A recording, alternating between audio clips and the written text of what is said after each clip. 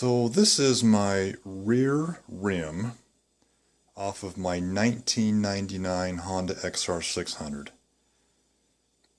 and I wanted to show you guys. I'm rebuilding the bearings, the rear bearings on them, and I wanted to show you guys how it's done. I searched YouTube. I didn't find any videos on YouTube for the XR600. A little history. So Honda made the XR600 from 1985 to 2000, so for 15 years. They started putting rear disc on in 1991 until 2000, obviously. And so this is a 99. The XR650L, which is almost the exact same bike, they made that from 1993 to present day.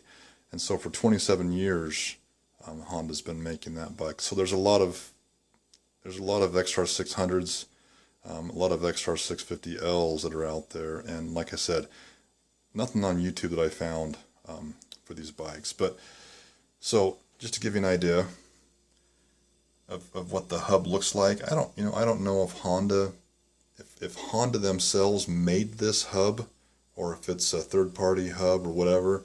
But I was pretty impressed with the quality of it, how it came apart. But if this looks like yours, then then maybe you've got the same hub. Let me turn it around this way.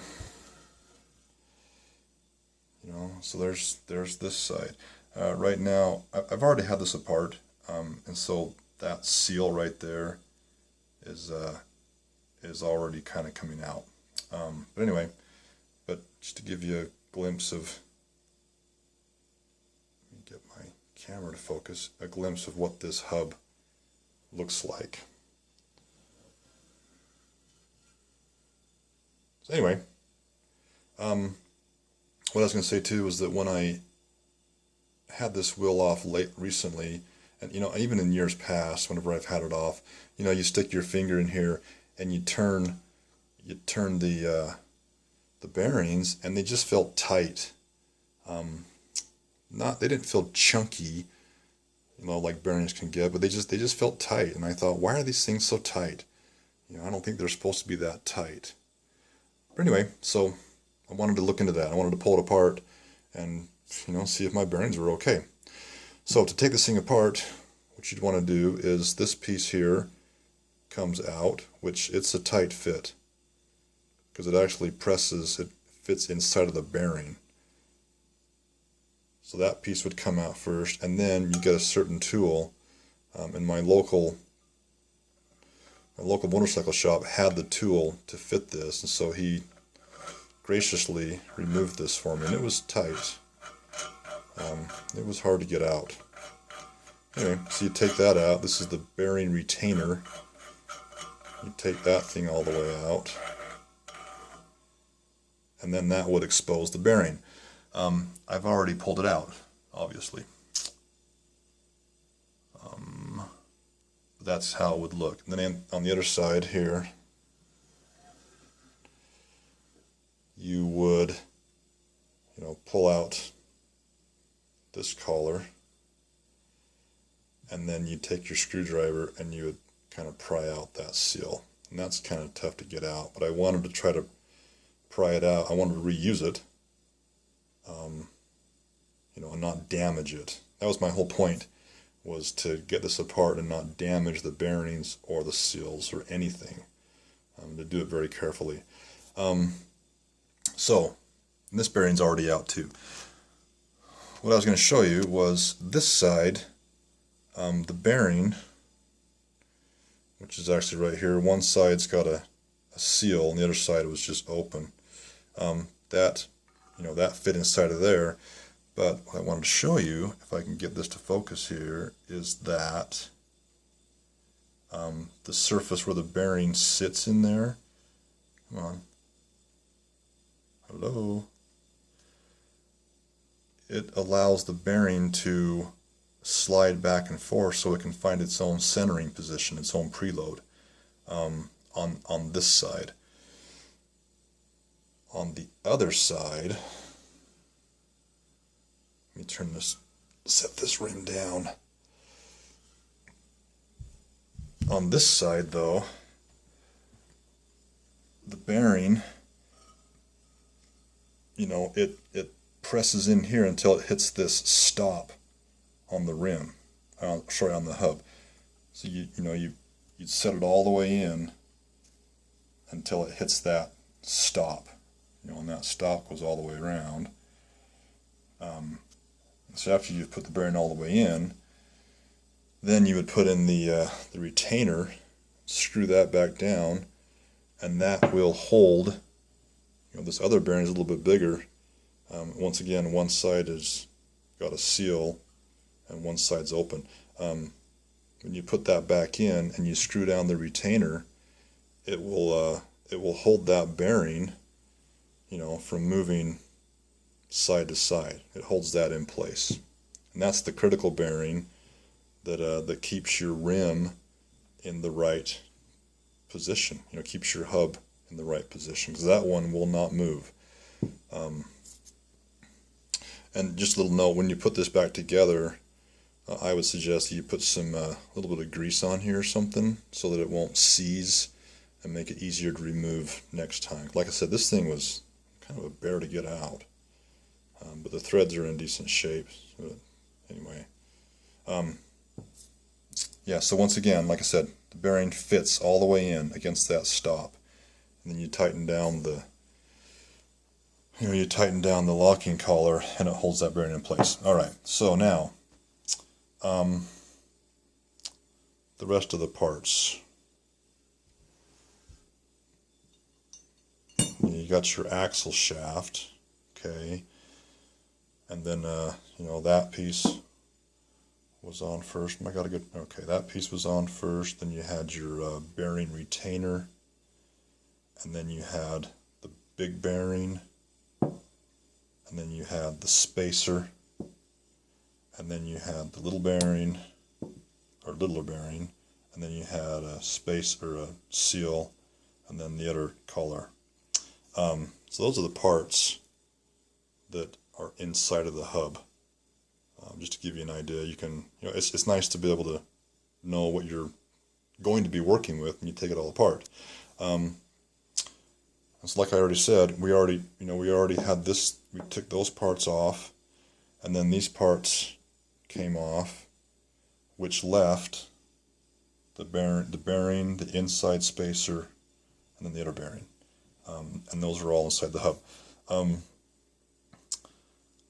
I had watched a couple of YouTube videos, and some of the guys on there were saying that if you can somehow, knock this thing to the side a little bit, then you can, put a shaft in here, and you can, if this thing's a little bit angled, you can, with that shaft, you can catch like the inside lip of part of this bearing, and then you can pound on it and hopefully try to pull this bearing out. Well, obviously, if you pound on the side of it, it's going to want to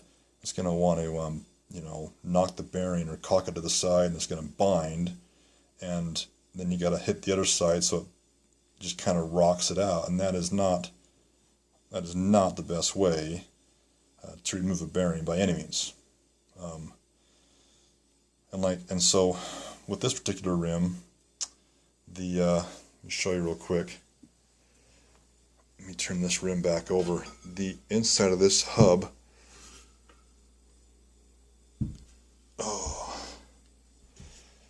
the inside of the hub has a very narrow spot right there, and so this piece, it'll fit in there, but there is not much movement in there at all. I don't know if you can see that, but there's not much movement, and because of that, it doesn't give you much. You can't move this hardly at all, and so it doesn't give you much of a lip to catch. And so I tried that a little bit to see if I could somehow, get my shaft on that and be able to get these bearings out, and it wouldn't. Gosh, that'd just be almost impossible. and I didn't want to damage the bearings. You know, my whole idea was to keep these things, you know, that I could reuse them. And so I realized, after thinking outside the box for a little bit, I realized that, you know, that these two bearings have different size holes. This is the same size, obviously, as the axle, and the inside of this is the same size. But then this one, this bearing, allows this first collar to fit inside, and it's a snug fit. See if I can get it to go back in now. There we go. It's a very snug fit, and you can see that it drops all the way in, and then you can kind of see, you know, it doesn't stick out, but it's just right there. Now let me pause it while I take that back out again. All right, and so since that fits inside there, that means that, and so this, you know, this middle spacer fits on top of there like that, and then this bearing fits on top like that when it's all in the hub, right? That's how it all goes together. What that means is that since this hole here is bigger, I took my I had like a 3/8 extension, which will barely fit inside of this bearing, but it will not fit inside of the spacer. Okay, and so what you can do then is you can use this to drive out, you know, that bottom bearing. So if this is sitting on top like that, when it's all in the hub, you put that through there, and it hits that, you know, it hits that middle spacer, and so you start tapping on this guy with your hammer or whatever, tap on that, and it will drive out this bottom bearing very, very nicely, and it drives it out nice and straight because you're hitting it straight with this thing. You know, and so as you're driving this thing out, it's coming out nice and straight. It's not like getting wedged and cocked as it's coming out, so it just drives it right out really nice. And then that thing pops right out, and then you're left with the other bearing, and this is in there. So you turn the hub over, and then you know, I had a block of wood on top of here, and I tapped on that piece now, and it drove this bearing out. Once again, nice and straight, because I'm hitting I'm hitting around the whole surface, and it just popped that bearing right out. So that was really neat.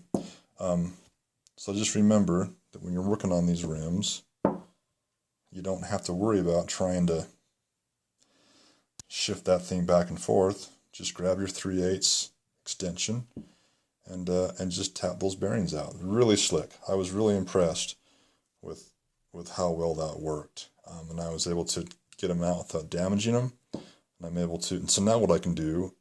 Oh, and so once I got them all out, I noticed too that the bearings felt really smooth. They weren't tight. They felt, you know, each bearing felt really good. And so all I got to do now is I can just pop out these seals. I can clean them out real good, repack them with some, you know, some good old bearing grease, pop the seals back in, and they're good to go again. They're almost brand new. So there's no point in buying new bearings when you can just, you know, repack them and reuse them. But I wanted to be able to get them out without damaging them. And so, like I said, with this hub design, the fact that you can press on this, you can press on that with that extension, and you can pound the bearing out. I thought that was genius. I thought that was good engineering to design it like that. But anyway, so what I was going to tell you now was to reassemble, which, you know, which is pretty simple. What you're going to want to do, let me turn this back over again. the first thing you want to do is you want to drop this piece back down inside of there. So put that in first. Then you want to take your big bearing, put a little bit of oil on here or something. You want to press this back into here, nice and straight, and you want to press it. Get a good focus here. You want to press it all the way down to where it hits this stop. All the way down. Hit the stop, and then you put in your bearing retainer, and like I said, put some grease on this or something, but screw that back in, and snug it down. I don't think it has to be extremely tight, but just snug it down real good. It's not going to go anywhere, and that will keep this bearing straight, or it'll keep it in place. It's not going to move at all. And then on the other side, you'll want to put some lube on here or something. You want to press this bearing in too, nice and straight somehow. However you do that, press it in nice and straight so it doesn't get lodged or wedged or cocked in there. But what I was going to tell you though is that when you put everything all back together again, the bearings, in my opinion, the bearings should spin smooth. There shouldn't be any lateral force on these bearings. They should spin smooth. Let me pause this again for a second. I'll put this together kind of. Okay, so I've got this kind of reassembled. I've got some spacers on here to simulate, where the swing arm would go. But anyway, so once you get everything all back assembled again, and if you were to, while the rim is off the bike, if you were to throw in your axle and everything, and then put in some spacers and tighten the whole thing down, I don't know what the spec is on this thing. It might be like 50 pounds or more, but snug it down really good. And if your two bearings, I mean, you can see right here, if they don't spin, if they don't spin smooth, then I think you've got too much preload. And what might be the problem is that either this bearing, this is the bearing that's fixed, right? This is the one that has the bearing retainer that holds it tight. This one here is the one that the hub allows it to kind of float. This section right here, it allows the bearing to float a little bit to find its own center. But it's a very tight fit. If you were to press this bearing on and press it on so hard, then it's going to put a lot of pressure on the inside race of both of these bearings, because you're trying to force, if you press it on by the outside race, you're gonna push it on this way, and it's gonna try to push the inside races out, and it's gonna bind. It's gonna cause the bearings to bind and be tight because you've applied too much preload on it.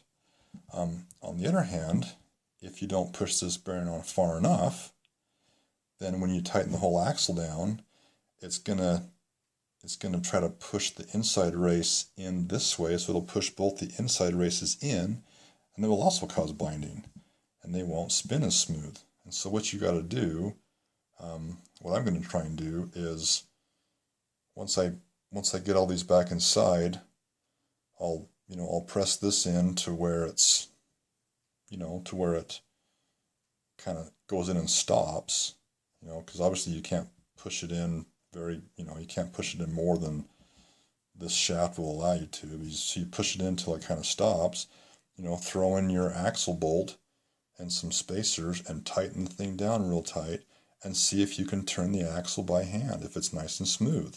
If it feels tight, and if there's binding, or if it feels kind of chunky, then it's too tight. Then what I would suggest you do is, if it's too tight, you could take the axle and stuff back out, you could put this shaft back in, and you could tap on this a little bit, which will push this bearing out a tiny bit, and that will relieve some of your preload.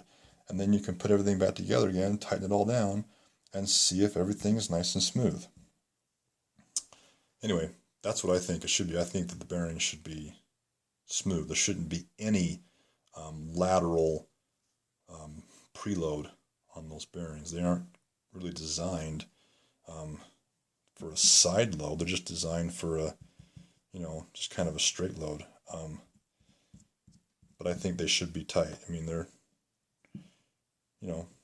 good bearings. But anyway, that's an idea.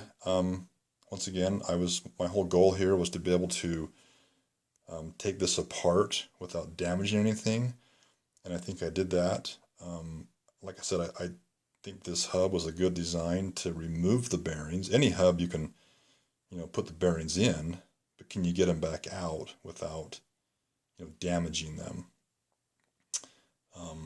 But I thought this was a great design for, to be able to get the bearings in, or sorry, to get them back out again. And so I do believe that if you, I think it's important to not have them be binding. I think they'll last longer. I think that you can reduce, bearing wear if there's no, heavy side preloads on these bearings. So I hope that helps. Hope that gives you an idea of what you can expect when you take apart your hub, take apart the bearings and how to get them out. And, it's always nice to have a visual of what it looks like before you do it. And anyway, hope that helps. Thanks for watching.